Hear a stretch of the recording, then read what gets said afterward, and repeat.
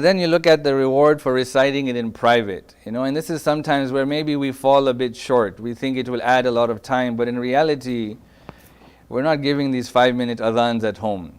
It's just a normal recitation of adhan, which shouldn't take more than 30 seconds for the adhan and maybe 25 seconds for the iqama.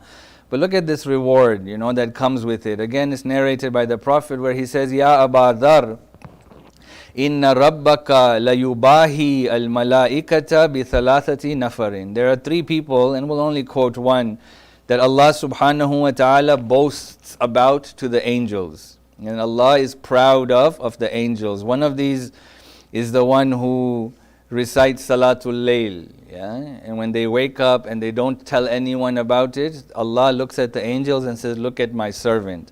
Another one, he says, is a rajul yusbihu fi ardi qafra, that a person who is in a desert land where there is no one around him.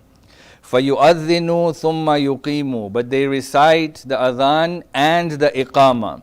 ثُمَّ يُصَلِّي فَيَقُولُ رَبُّكَ لِلْمَلَائِكَةِ, that Allah tells the angels, "Unzuru ila abdi." This is amazing, He says, look at my servant. Just that, if they just stop there, that's amazing. The fact that God recognized me. We all do things in our life, and the fact is that God is taking account of all of us. But there are times when we become beacons of light where Allah says, look at that beacon of light. And this is one of them. He says to his angels, "Unzuru ila abdi.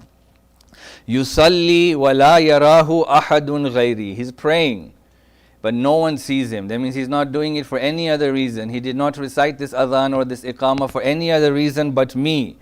فَيَنْزِلُ سَبْعُونَ أَلْفَ مَلَكٍ يُصَلُّونَ وَرَاءَهُ. And so 70,000 angels descend just to pray behind that servant. وَيَسْتَغْفِرُونَ لَهُ إِلَى الْغَدِّ مِنْ ذَلِكَ الْيَوْمِ. And they seek forgiveness for that individual till the next day.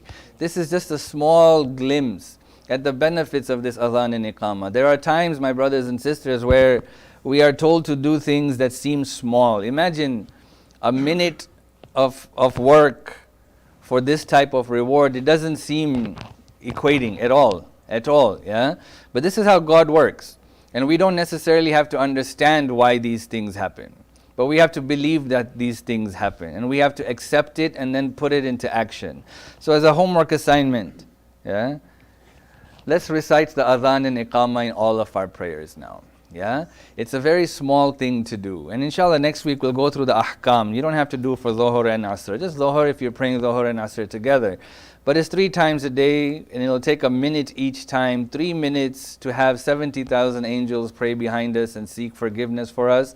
It's a trade-off that cannot be compared with anything else.